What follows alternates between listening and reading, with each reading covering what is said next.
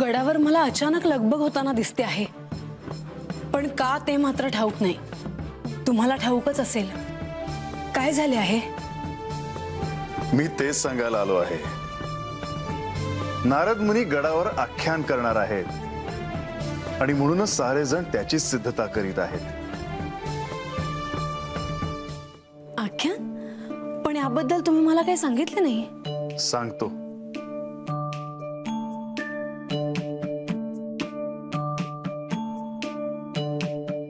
म्हाळसा, ह्याच कृतयुगात मणी आणि मल्ल या दैत्यांनी स्वतःच्या अहंकारामुळे साऱ्या सृष्टीस वेठीस धरले होते।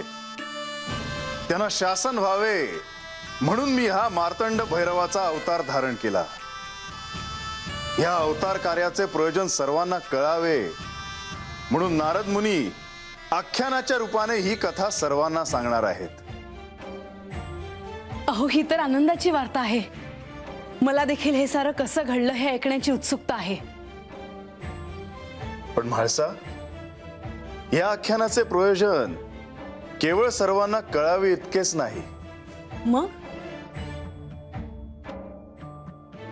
ज्या क्षणी हे आख्यान संपेल त्या क्षणी माझ्या अवतार कार्याची समाप्ती होईल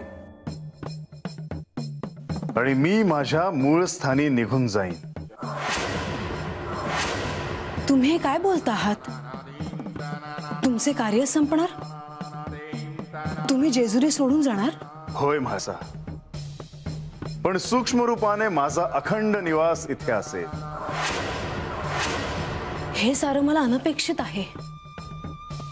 आणि तुम्ही एकटेच असे कसे निघून जाल? मी देखील तुमच्या सोबत त्या मूळ स्थानी येणार आहे। तुम्ही जर इथे नसाल तर मी इथे थांबून काय करू? तुमच्याशिवाय जगण्याची मी कल्पना देखील करू शकत नाही।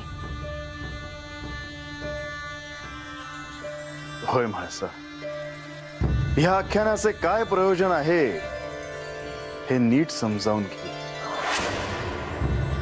म्हाळसा, जेव्हा हे आख्यान संपेल तेव्हा तुला आणि बानूला तुमच्या मूळ रूपाचे स्मरण होईल आणि तेव्हा कृतयुगातील ही शिवलीला संपेल।